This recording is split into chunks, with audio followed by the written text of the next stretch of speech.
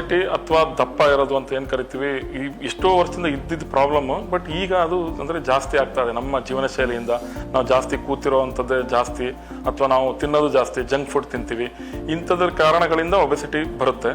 ಈ ಕೆಲವಕ್ಕೆ ಕಾರಣ ಇರುತ್ತೆ. ಥೈರಾಯ್ಡ್ ಫಾರ್ ಎಕ್ಸಾಂಪಲ್, ಅದು ಕಾಯಿಲೆ ಸಿಕ್ಕಿದ್ರೆ ನಾವು ಸರಿ ಮಾಡಿದ್ರೆ ಸರಿ ಆಗ್ಬಿಡ್ತಾರೆ ಒಬೆಸಿಟಿ. ಸೊ ಈ ಅದರ್ವೈಸ್ ಕೆಲವು ಕಡೆ ಕಾರಣನೇ ಇರಲ್ಲ. ನಾವು ಎಷ್ಟು ತಿಂತೀವಿ, ನಾವೇನು ಕೆಲಸ ಮಾಡ್ತೀವಿ ಅದಕ್ಕೆ ಅನುಗುಣವಾಗಿ ದಪ್ಪ ಇರಲ್ಲ, ಅದಕ್ಕಿಂತ ಜಾಸ್ತಿನೇ ದಪ್ಪ ಇರ್ತಾರೆ. ಸೊ ಅದ್ರ ಬಗ್ಗೆ ರಿಸರ್ಚ್ ನಡೀತಾ ಎಲ್ಲಿವರೆಗೆ ಬಂತು ಅಂದ್ರೆ ಮೋಸ್ಟ್ ಆಫ್ ದ ಕಾಯಿಲೆಗಳೆಲ್ಲ ಅದಕ್ಕೆ ಲಿಂಕ್ ಬಿದ್ದು ಮೇಡಮ್. ಫಾರ್ ಎಕ್ಸಾಂಪಲ್, ದಪ್ಪ ಇರೋರಿಗೆ ಸಕ್ಕರೆ ಕಾಯಿಲೆ ಬರುತ್ತೆ ಮೇಡಮ್.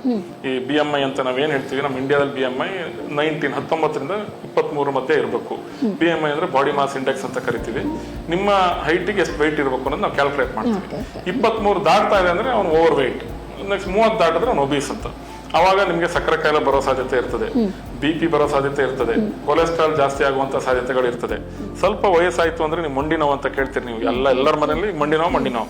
ಆ ಮಂಡಿ ನೋವು ಏನ್ ಟ್ರೀಟ್ಮೆಂಟ್ ಮೇಡಮ್? ಏನ್ ನೋವಿನ ಮಾತ್ರ ಎಷ್ಟು ವರ್ಷ ಕೊಡಕ್ಕಾಗಲ್ಲ.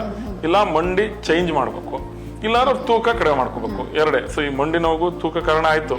ನೆಕ್ಸ್ಟ್ ಅಬ್ಸ್ಟ್ರಕ್ಟಿವ್ ಸ್ಲೀಪ್ ಆಪ್ನಿಯಾ ಅಂತ ರೀಸೆಂಟ್ ಆಗಿ ಬಂದಿರೋದು ಮೇಡಮ್. ಸ್ವಲ್ಪ ದಪ್ಪ ಇರೋರು ರಾತ್ರಿ ಗೊರಕೆ ಹೊಡಿತಾರೆ, ನೋವು ಗೊತ್ತಿರ್ತದೆ.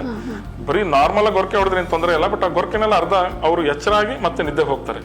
ಈ ಪದೇ ಸೈಕಲ್ಸ್ ಎಚ್ಚರ ಆಗೋದು ನಿದ್ದೆ, ಇದು ಬ್ರೈನ್ ಡ್ಯಾಮೇಜ್ ಮಾಡುತ್ತೆ, ಹಾರ್ಟ್ ಡ್ಯಾಮೇಜ್ ಮಾಡುತ್ತೆ, BP ಬರ್ಸುತ್ತೆ. ಮತ್ತೆ ಈ ಅಬ್ಸ್ಟ್ರಕ್ಟಿವ್ ಸ್ಲೀಪ್ ಆಪ್ನಿಯಾ ಇವೆಲ್ಲಕ್ಕೂ ಕಾರಣ ಒಬೆಸಿಟಿ ಅನ್ನೋದು ಗೊತ್ತಾಯ್ತು ಮೇಡಮ್ ರಿಸರ್ಚ್ಗಳಲ್ಲಿ.